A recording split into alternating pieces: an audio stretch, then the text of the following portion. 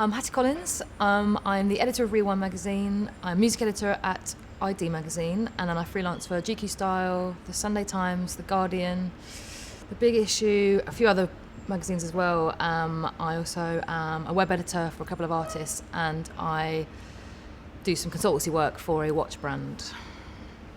I think that's everything. I've done everything from going to Robbie Williams' house, spending 3 or 4 hours there at his LA mansion, and hanging out with him in his studio and in his back garden, and him making me a cup of tea. And Lady Gaga did one of her very first UK interview, and then lots of my sort of personal heroes from growing up. Mary J. Blige, I'm fairly obsessed by, so I've gotten to interview her several times. And Jay-Z, Beyonce, all these people that I've been very big fans of over the years. It's been pretty amazing being able to interview them. When I was about 9, I left one school and went to another, and the school I went to was quite hippie, quite progressive school. I'd gone from a very strict Catholic school to this like amazingly cool school with loads of hippie kids and hippie parents, and everyone there just acted. It was just like a thing that you did, so I thought that's just what I did to sort of fit in. So I ended up doing lots of acting as a kid, like just in youth TV shows. I was pretty terrible, but I carried on doing it, went to university and did drama, and then I'd always had a love of writing since school. I had a love of music. I DJ'd at university, and somehow the two eventually came together. I definitely always, my brother had wanted to be a music journalist, and I think I sort of copied the idea of him when I was about 23 or 24, and I started to think about acting and where this was going to take me and how I could sort of change the situation I was in, because I was quite frustrated trying to act and having no work and working like in bars and stuff. So yeah, the journalism sort of came around through sort of my English, like a love of English, a love of music, a little bit of thievery from my brother, and sort of I stumbled across music journalism kind of by accident, really.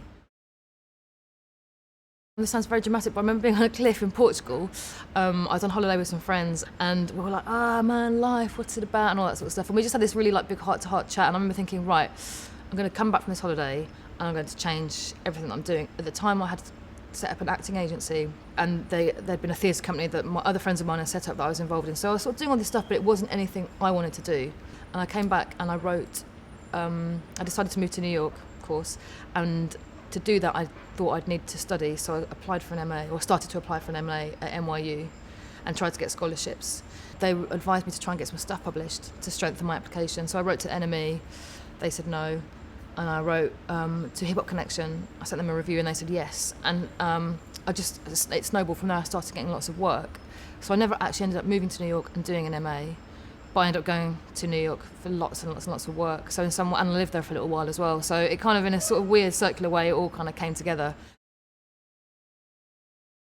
My parents, I think, were just very relieved that I finally got a job. I think now they're really, really proud. I think they're probably quite relieved, because I think I was a bit in the wilderness slightly, job-wise, for a few years in terms of acting, and then it took a long time for writing to really kick into any form of structured career. My mum tries to read the stuff that I write, but she's not very au fait with modern culture, so she gets she's Lady Who, Gaga? She reads stuff and doesn't understand it. But my dad definitely buys all the stuff, and I do bits of radio here and there, and they listen to that and tell me that I'm talking too fast, or that I'm showing off. Both fair points, I think. So yeah, they're dead chuffed.